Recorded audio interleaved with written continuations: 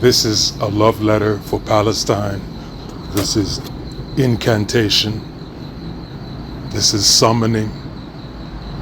This is a question of courage, our courage to do what we can in our brief lifetime to ripple the water from wherever we are, whoever we are, wherever we've been, whatever we have had as our circumstance, to never surrender to the idea that we cannot end this horror, that we cannot birth this new life.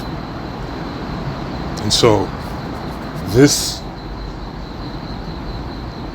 prayer is called Placental Palestine.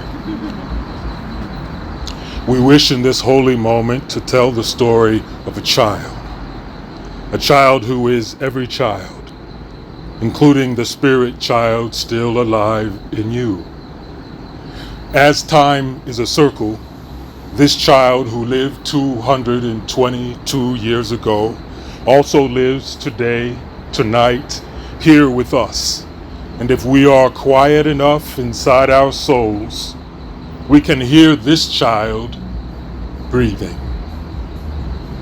This child was born on the sturdy earth of Palestine, under the bright warmth of a Palestinian sun, close enough to the sea to smell the salt of Palestine.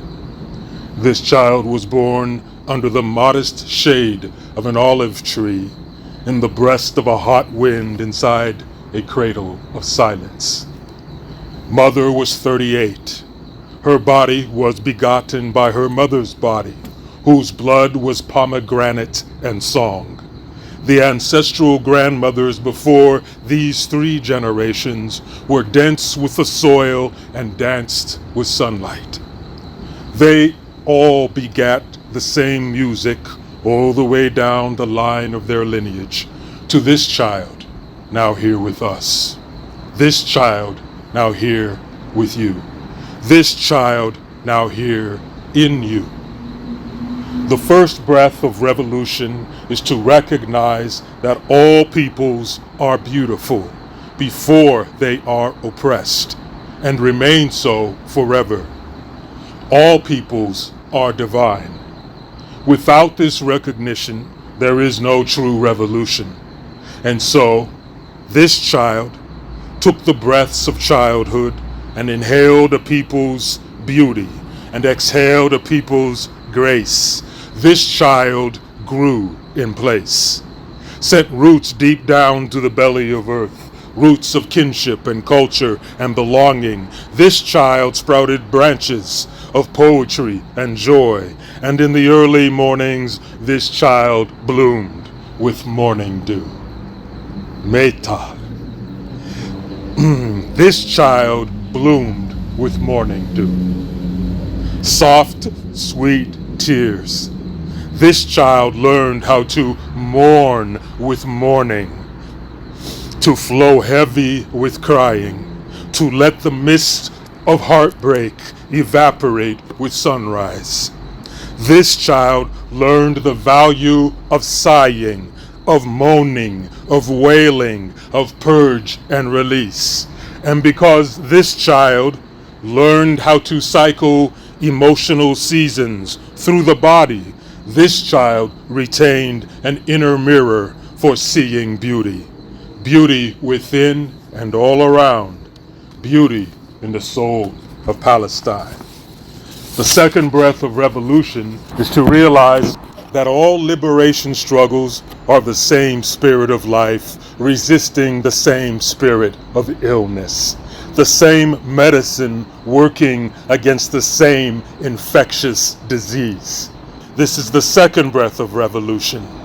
And so this child was taught to listen to the trees, to communicate with the plants, to become a synonym for water.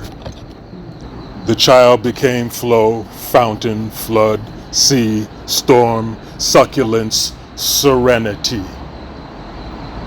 Through this kinship with all living things, the child was permeated with liberation codes from all the lands, attuned to the totality of souls everywhere on earth. This child camped by the warming fire of freedom and its ever-resurgent tide. And when revolutionary leaders anywhere were slain, this child was capable of composting the pain.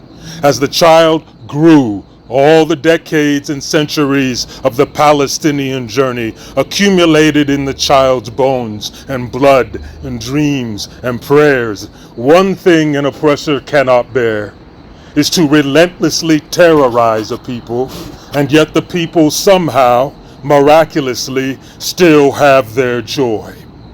This child was the oppressor's greatest nightmare, an unconquerable olive tree who, despite all the harm, still bore the fruit of laughter and play and kindness and glee. This child still was a bold brilliance by the Palestinian sea. This child sits here with us tonight, as newborn and grown as ever before, breaking bread with us in the way that spirits do, through whispers of moonlight and ocean breeze and the tidal taste of Palestinian salt from Palestinian seas. This child has brought us a box full of joy and wants us to play. The child still remembers what we have forgotten, that joy is a memory capsule for a people under siege. Joy is a life preserver, a flotation device, a breathing tube, an irrigator, regulator, resuscitator. Joy is a time traveler, carrying us like Sankofa bird back to when we were free, forward to the now time when still we are free, and beyond to the tomorrow time, to the epiphany of Exodus when we shall be free. The child teaches us tonight that a people under assault are only as enduring as is their joy, and that a joyless people are defeated and as delicate as a dragonfly on the dimple of a daisy. Beloved, we must be dearly in love with our togetherness, now more than ever. Even in the crushing cold graveyard of our grief, we must find joy's divine flower. We must sit with it, and we must inhale its fragrance. This is how hope summons its power and endures the doomful hour. We sit our bodies here tonight in this newborn autumn sky. We sit our bodies upon this genocided land, holding vigil for a fresh, old genocide, only the width of water away from us. May we smell the salt air and feel in these bodies how the oceans connect our bodies here to those bodies there, like a great surging amniotic umbilical feeding us and feeding them the same sustenance of hope and soul, the same oxygen of prayer and faith, the same sovereignty of dreaming, an oceanic umbilical washing us clean of the detritus of cold, calloused cruelty and ideologies of domination that choke us to something much worse than death. And we are not in vigil if we are not bleeding here as they are bleeding there. And we are not in vigil tonight if what we would do for our children, we will not do for their children. Tonight we swallow the sky between here and there, us and them, and we make of our lives a place of worship for the most powerful politic of all, which is love. Love decides everything. Love determines revolution. Love seeds the land and turns the soil and plants the crops and conceives and births and raises and sets aloft the children. Love is the balm for the devastating wound and the womb of our gestation into liberation. Love is our lamp, lantern, lighthouse. Love is our landmark on the path itself, the moonlight showing the way. Love yawns and out comes a great mercy. We breathe its billowing blessing and are new. We must speak this night of beauty and belonging. All peoples need a scintillating sense of their own divine and natural beauty. It keeps us alive. We are nothing more than artwork seeking artwork, both within us and all around us. Feeling and exercising our personal and collective beauty creates our belonging, our grounding, rooting, and earthing embrace. When we flow in the romantic river of our own beauty, we stir up the supple evidence of our preciousness. We taste the worth of being alive. And when the monster of oppression drops its full weight upon our radiance, desperate to denounce our humanhood, dire in its lust to smother our vital breath and suffocate our glory, when this monster arrives, whether it be in Palestine or here, only our devotion to our divine beauty keeps us in this world and together as family, as kin, as culture, indigenous to existence, indigenous to being alive. Our soulful beauty is our placenta, our origin blood, our menstrual miracle, our life source unrecognizable, unconquerable. Tonight we bear witness to Palestine in the erotic throes of its beauty, holding dearly to the sensual glory of its culture, history, and ancestor song. Behold Palestine, still beautiful as a dancing light in the marrow of emaciated bodies, still beautiful in its exhausted gathering around cookpots in the concrete rubble, still beautiful as its children play with the shattered remains of homes, their own homes, making toys from terror's artifacts, still singing and storytelling and waking with prayers and gleaming at their lovers and doing the uncelebrated work of living the way wilderness lives, abundant and sovereign and wondrous and warm. Palestine is placental in its beauty making, placental as it feeds its diaspora, placental as it feeds our humanity. For so many of us have lost our beauty ways, forgotten our beauty lineage and language, are homeless and aching for belonging, are isolated and alone in the cold vastness of forgetting. Beauty is a clear water stream. Only when we immerse in its crystal waters do we find our belonging. We who have been touched for generations by this oppressive assault on our people, our pueblo, our culture and kin and skin, we who know winters of pain and grieving and long, heavy nights of the soul, we draw nourishment from the placenta of Palestine, still in its beauty, still spirited and woven and willful and throbbing with the decadence of its soul. Behold Palestinian painters still painting, poets still dreaming, parents still hoping, children still yearning, Palestinian spirits still burning. Behold the Palestinian rainbow of romance in the desert, blushing in colors never seen before. Behold Palestine, the shepherd, showing us the way. One day, my people, we will all be born again, and our birth blood will be freedom, the boundless land where we belong, and we will have been summoned forward by Palestine, the song. We go home tonight because we have a home. We sleep because we must sleep. And tomorrow we must wake, and we must eat and hold each other and create beauty and bathe in beautiful memories and labor as though we are in love with the fields and the flowers and the fruit and the feast. We have no choice but to be all the way alive. For this is how we hold vigil and bear witness and behold the glory and the shadow, and how we weave our souls and revive our neighborhoods, our village of kindred care. This is how we compel the forces of life to overcome the false gods and rotten idols and merchants of harm who suck the marrow from the people famished on a greed that will not end.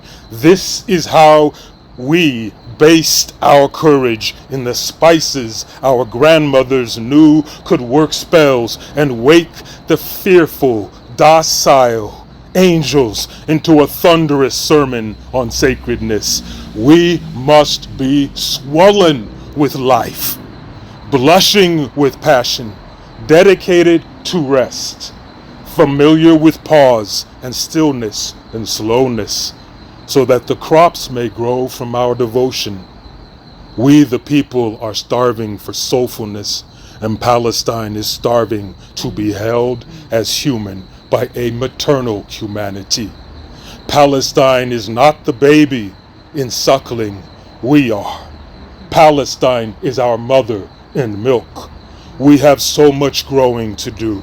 She is nourishing us even as she cries freedom, even as she too aches to be cradled and held.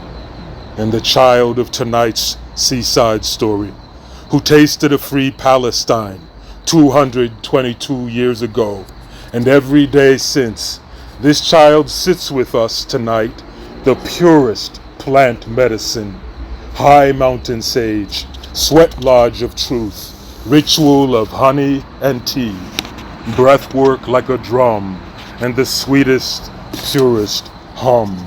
And this child begs for the child in us to join the children of Palestine, not in despair, but out in the streets and fields of our woven intimacy, to run and play and laugh and sing and turn the sky from drone and bomb into silence and seabird song.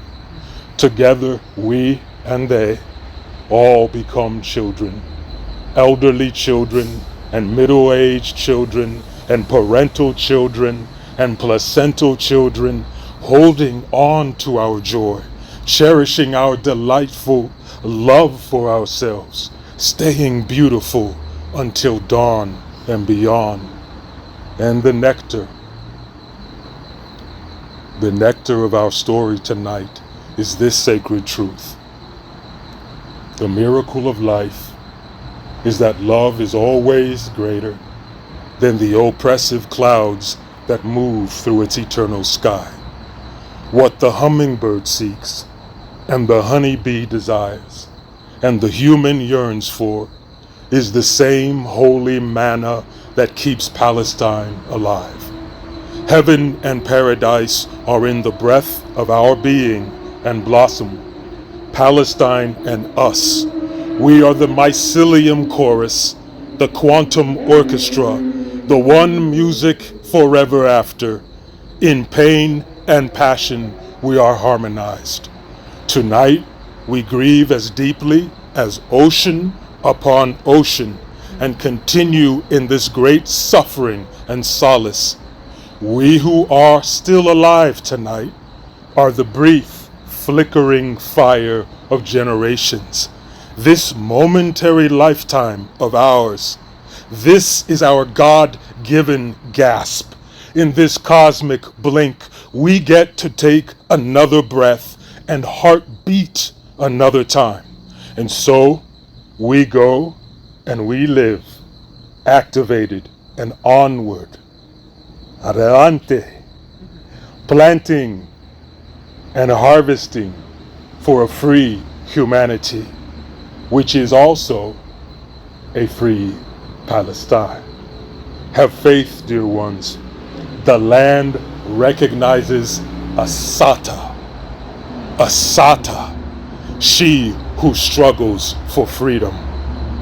For the land knows the heart language of those who love. Have faith, beloved. The olive tree will shade us, even under an unbearable sky, and we will feast together forever in the sovereign song and sanctuary of each other's arms. Thank you.